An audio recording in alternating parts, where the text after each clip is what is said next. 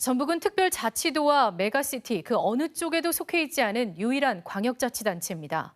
정부가 메가시티뿐 아니라 특별자치도 지원도 확대하기로 해 전북만 불이익을 받을 거라는 우려를 낳았었는데요. 전라북도와 전북 정치권이 일단 이름만이라도 특별자치도를 붙이는 데 집중하기로 했습니다. 이 소식 서윤덕, 조경모 기자가 차례로 보도합니다.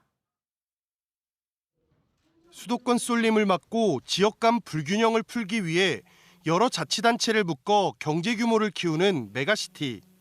정부는 최근 국고 보조율을 높이는 등의 방법으로 메가시티 추진에 힘을 실어줬습니다.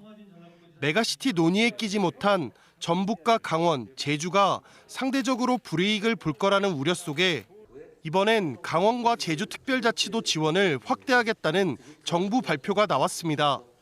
행정안전부 대통령 업무보고에서인데 지방에 있는 특별행정기관을 자치단체에 이관하는 등의 내용을 담았습니다. 제주, 세종, 강원 등 특별자치시도에 대한 특례를 확대해서 지역별로 특색이 있는 지역 주도형 발전 기반을 조성하겠습니다.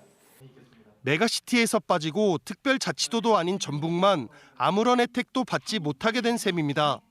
메가시티든 특별자치도든 전라북도와 지역 정치권이 서둘러 대책을 마련해야 한다는 목소리가 커지고 있습니다.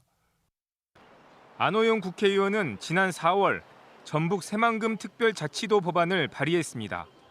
하지만 국회 논의는 지지부진합니다.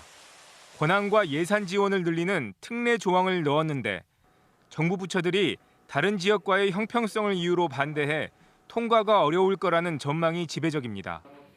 결국 전라북도와 지역 국회의원들이 전략을 바꿨습니다. 특별자치도 특별법 이 부분에 관해서 집중적으로 좀 토론을 하도록 하겠습니다. 특례 조항을 빼고 이름만이라도 특별자치도 설치에 집중하기로 한 겁니다. 한 발 먼저 특별자치도가 된 강원도도 정부 부처와 여야 간의 의견이 달랐던 특례 조항을 삭제한 뒤에야 법안 통과가 가능했습니다. 올해 말까지 관련 법을 국회에 통과시킨 뒤 특례 조항은 나중에 채우기로 했습니다. 하지만 지방선거를 앞두고 표를 의식한 여야가 법안을 급하게 통과시킨 강원과는 상황이 다른 데다 특별자치도 추가 설치에 난색을 보이고 있는 정부를 설득해야 하는 과제를 안고 있습니다. 여기에 경기도까지 특별자치도 추진에 나서 경쟁 지역이 늘어날 수 있다는 점도 부담으로 작용할 수 있습니다. KBS 뉴스 조경모입니다.